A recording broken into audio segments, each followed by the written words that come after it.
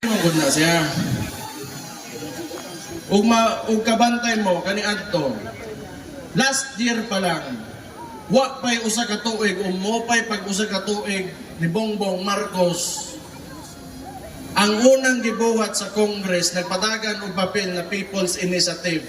Dito nimo mahibaw-an ang kaning anak si Junior, si BBM, gusto mo sundog og diktadorya nga rehimen nga pareho sa iyang papa kani adto anto senior nga nagtungtong sa gobyerno na di gusto mo agig eleksyon 27 ka tuig nga nilabay diri sa ato ang nasod. Musugot ba mo ingon ana? Kani demokrasya ni walay pilion diri.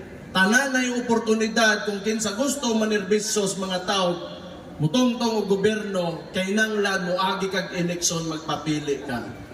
Dito nako nakita nga naatay problema sa padagan o sa pamatasan sa administrasyon nga naata karon. Tanawan ni sila. Sa kahadlok nila sa akong igsuon, gisugdan nila tao. Manudlo sila confidential funds, 125 million, nisulti man ako igsuon. Atubangon ko na, atubagon ko na, kung impis ko ninyo mo atubang siya dito. Pero kabalo mo unsa gyud ni hadlock sila nga karon 2028 Mindanao na po ang mahimong presidente sa Pilipinas. Pero sugdan nila daot. Di sige, mo may kaso, politika man na, o di mo man ang inyong gusto. Pero kamo, kita mga taga Mindanao, kamo mga taga North Cotabato, motoo ba mo kaning tawhan ang nagtungtong nga presidente karon? Mahimo ba na sa presidente o wa nato na sa kabangi? Unya ingon anak na lang.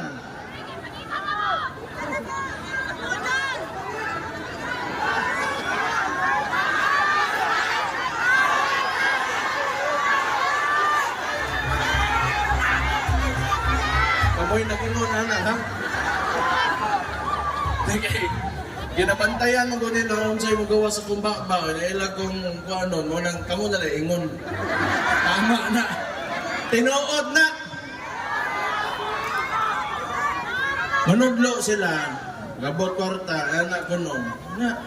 O sige. Tanawon ninyo sugad katong ni aking tuig. Kisang nasod ang pinakadagag gibaligya nga bulawan. Gold reserve nato. Asa mo kadugan na dugay na magyutang nabuhi aning kalibutanan ni karon ra mo kadungog o gobyerno nga namaligya sa gold reserve unya di nila matubag. Karon gikasuhan sila. Si Vic Rodriguez kauban to mga ubang abogado gipailan sila kaso karon. Kaning isyu nila sa PhilHealth di nila matubag sa Korte Suprema. Kaning isyu nila sa national budget di po nila matubag. Kaya karon manudlo mo pila 125 million nga wa may kaso katubangon. Kaya karon bilyon naa sa korte, na sa judiciary karon di ninyo matubag mga ugok.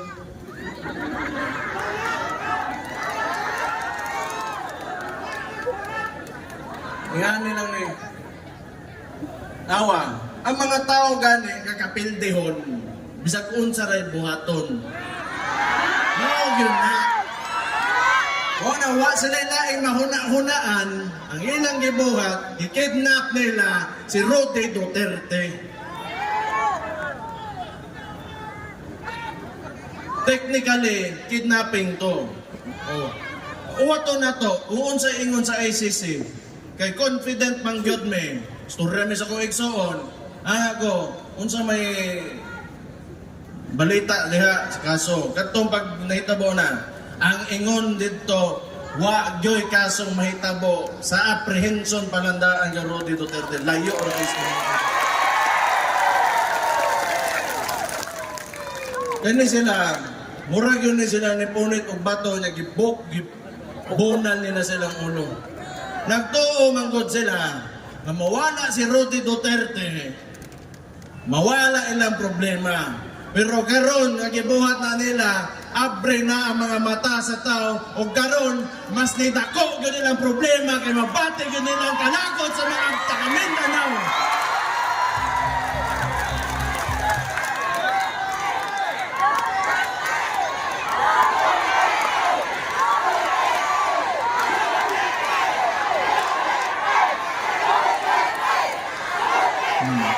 Unya, ganahan pa sa mutong-tong dire.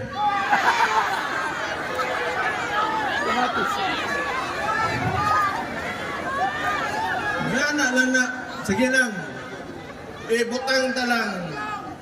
Butang ta lang, nalutsan lang usata. Kay total kita, wa may problema. Ang igsoon, giubanan man siya diha, dahil mo sa presidente, gitarong man siya. Wa man tay sa nila. Wa tay sa nila, mo na timanan ninyo. Nagtinarong ta ni suot tag eleksyon 2022 in the hopes of building a greater country for all Filipinos. Pero ingani ilang gibalo sa toa, timan-an tana karong eleksyon. Kita, nangandoy ta, kada Pilipino, kada usa sa toa, musaka, muarang-arang ang kinabuhi, pinaagi sa pagtinapangay o panagiusa. Kaayod ng tantanan, total, kung dili man para sa tuwa, ang kaugmaon sa itong mga anak, mo'y masecure na to, nga hayag yun. Pero ingani lang gibalo, sige lang. Timanin ninyo. Kung gusto mo na ko, muhangyo ko ninyo, unta. Doon naman tayo, mga panya ko ninyo, naatay PDP, laban ng mga Duterte senatorial candidates. Kung mahimo unta, vote straight, PDP laban! Yes! Naatay tulo nga atoa, naa si Bungo, naa si Bato de la Rosa dire ganiha, naa po si Pastor Apollo Kibuloy, ganing tulo, taga Mindanao gyud. Dapat well represented ang Mindanao pag-abot sa national politics na to. Kay dako tag contribution. Una-unaan ninyo, kung sarad-an na to itong mga purtahan o magutom silang tanan sa taas, kaya dadirigikan ang pagkaon nila.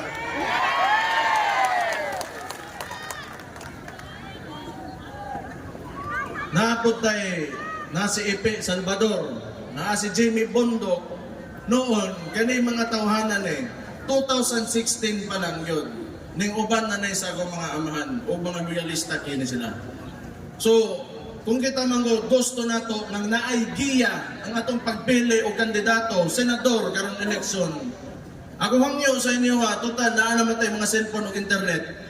Pangitaan ninyo, wa mo makaila o ganahan mo nga guided ang inyong pagpili o senador. Pangitaan yung pangalan, unya paminawan ninyo unsa ginapanulti. Mahusay, maayo man tanan, okay man. Ang kana lang, wala nang taga-ilagin nila. Pero naay pamaagi ana. Pero ako hangyo ninyo, para di na lang gid kung nalain gid mo sa nahitabo kang Roddy Duterte, diretsuhan ang boto tanan. Para ana lang. Total kauban na ang amo na mo kami sa politika. Ang amo na mo si Roddy Duterte ra na. PDP laban. Pag tanan ligok na mo sa gobyerno, usara na among reference. Pag abot sa panggobyerno, paunsa may pagmutong may opisina, unsang klase pamatasan na mong dadon, unsa ang mga guiding principles na mo, usara gyud na. Roddy Duterte ra gyud na. Kay kami gatoo, nasugad na himong presidente, si Roddy Duterte, ang ipakita niya, ang pagmahal lang sa Pilipinas, unsa ang dapat kausap politiko nga mutungtong diri sa atung nasod. Si Roddy, ako ang papa. Dugay ng Miss Davao. Tud karon, kaluoy Ginoo. Okay gyapon. medyo ganahan ang tao. Ang mga taga Davao karon gisuwayan ko. Nahimo kong Vice Mayor 2019. Pero kasagaran na tungod na sa kuamahan kay bisag kamoron na ata ring tanan kay napakita niya nga ang Pilipino naa pagyoy padulngan ug naa gyoy hayag nga kaugmaon. Ayo kanang gidasa sa gawas nga wala dili dapat na mag-uol ana. Naay panahon siguro di lang karon basig makabalik ako ama mo po na akong ginapangandoy gyud. Di pa gani ko kaadto kay ang imo lang mong buhaton kay basig mo laag mo gawas ko og unsa mo tan-aw ko didto. Basig gubuton diri sa Davao ba ana ko style gyud sa kuan karon gobyerno. Salto kay ba? O sige lang okay ra man. Lauson ko na ng eleksyon, basta makagawas ko, tanaw ko dito sa akong mga. O ay.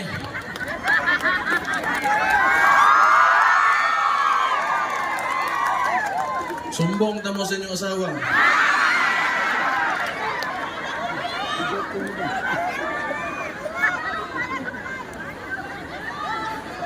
Biga, ini berani nila. Ano ba yung mga Ilonggo dre? Kaya kanabugan ninyo ba? Oo ba? Ang akong kuan, ako ang partner, Ilonggo Ilocana na. Ako mga anak, Ilonggo Ilocana ang lahi na. Ako, Bisaya, Maranao.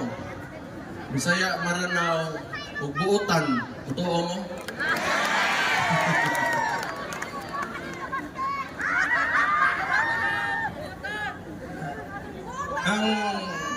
ang importante, ang nindot kaayo karon kay bawta. Kung dili mo ka ultimately makaingon nga bati gyud tanan ang nahitabo karon. Kung ang ginapakita manggod sa administrasyon ni Marcos karon, nakita nato ang contrast o makumpara nato sa ugyon sa pagpadagan ni Roddy Duterte ang gobyerno kaniadto. Karon nahibaw na gyud ta kung unsang klaseng gobyerno ang di nato gusto, hindi gyud to. Una tay point of comparison. Tanawon ninyo. Pila nakabog kidnapping ang Manila karon, sunod-sunod. Murag since January 13 nakabuok mga big time kayo nga high profile na mga individuals. Balik ang krimen. Balik ang kuan. Tanang gibuhat ni Roddy Duterte na nagapalisod sa mga kinabuhi sa ordinaryong Pilipino nga giwala na niya ginabalik karon sa kontra ambot ngano gyud na siya. Kamo na lagi ingon. Kamo na lagi ingon.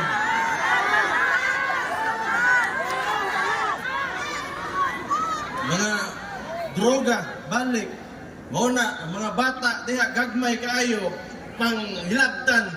Pagtan-aw dito wala na.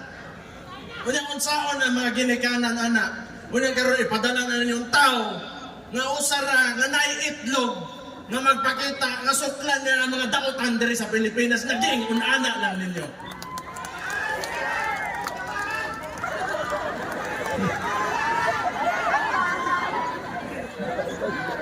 Wa ka kasabot gyud bisag ako naglisod gyud ko una kung nganong ingon ana kaway luoy ning administrasyon nato.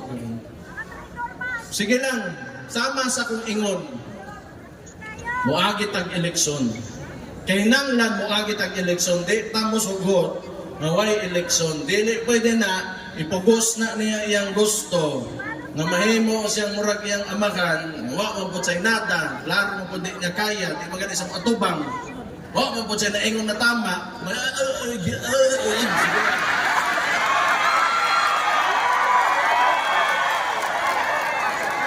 Man, na nakadugong na ba dere.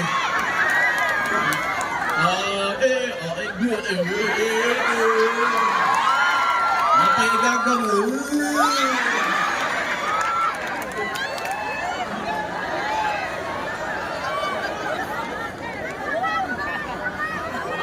Muna, hindi gusto mo na ako. May gaming kauwaw po. Sige lang. Ginang lagi. Piyansa ra kay sila stoa. Maura gyud ako maingon. Ipadayon talang ni, padayon talang ni. Sakto man ni, tama man na, tama inyong ginabuhat. Ayaw mong sugot nga ang trato sa inyo ay ingon ana lang. Pero ang ginabuhat nila, ug nakabantay mo, dagag iso sa kwarta ang gobyerno karon. Ang ilang gibuhat man gud gimaniobra nila ang kwarta sa gobyerno. Sumaw na, nabawasan imong pilit, nabawasan imong edukasyon, nabawasan imong dito ana tanan. Karon gibutang na nila tanan og ayuda. Kaning Congress, daghag mga congressman po sa lain-laing lugar sa Pilipinas nga gibutang nila nga mo'y padaganon nila sa lokal. Ang uban himuon nilang mayor para magunita nila ang kada syudad o munisipyo diri sa Pilipinas.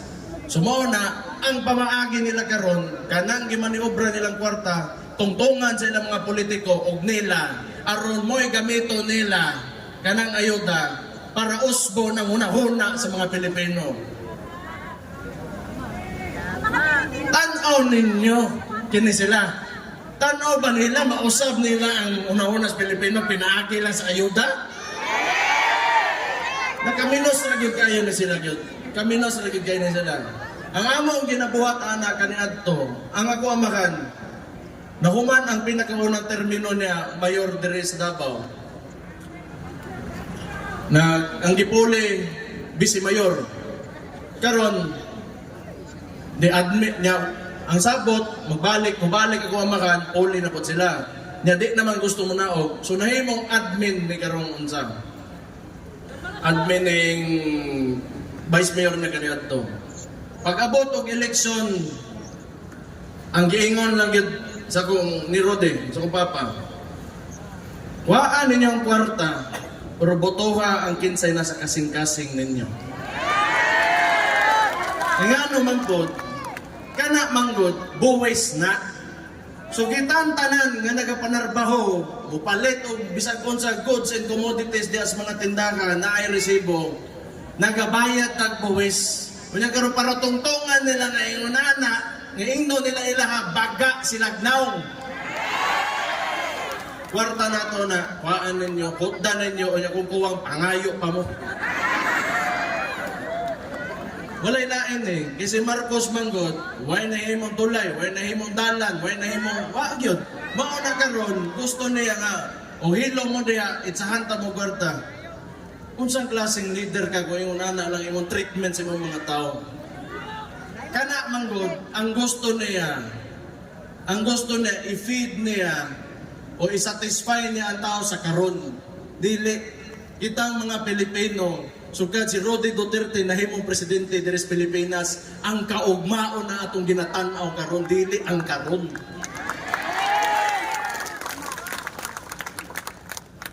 Okay mo po ng karon. Panagsa. Balancel ang. So sige lang. Importante kay bawo na mo nga mauning ginahimo sa tuwa karon. Importante kayo na padayon ta na pagkahuman na ning eleksyon malakos nato ug kaluoy Ginoo basig makalusot ang tanan nato senador nindot gyud unta kaayo na kung mahitabo na. Tanaw nako og ingnon ninyo si Inday Sara, mahimo kung dagan sa presidente karon 2028. Tanaw na ko, mapadaog ninyo akong isuon.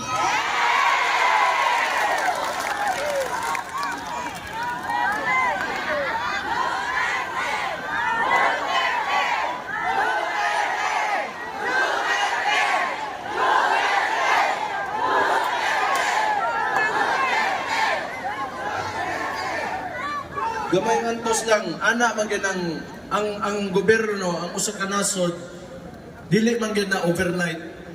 Moagi gyud na sa proseso, transformation, kita mga tao makat-on gyud ta, makakita ta sa mga gusto nato, mga di nato gusto para sa usa ka gobyerno. O hinay-hinay, basta importante, lig-on gyud ang atong pagtuo nga makahimo tag nasod nga gusto nato. O kana that will embody our hopes and aspirations not only for ourselves but for the future. Kung abot yun ang iyana nga kuan, basta dungan ng tapir may salig lang ta sa ingon anak na panguna ko na. Kung abot yun ta diha. Naginusara ka.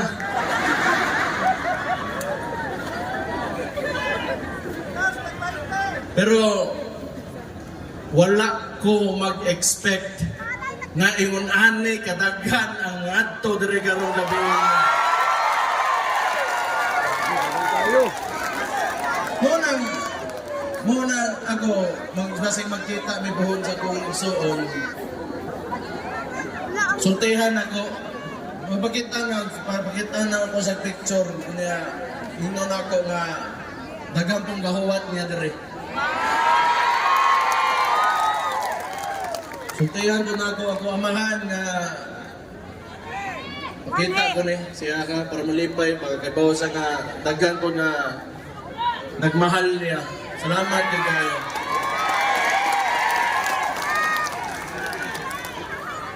Ang ako ang gusto lang takod na ipahibaw sa inyo ha, ang naitabo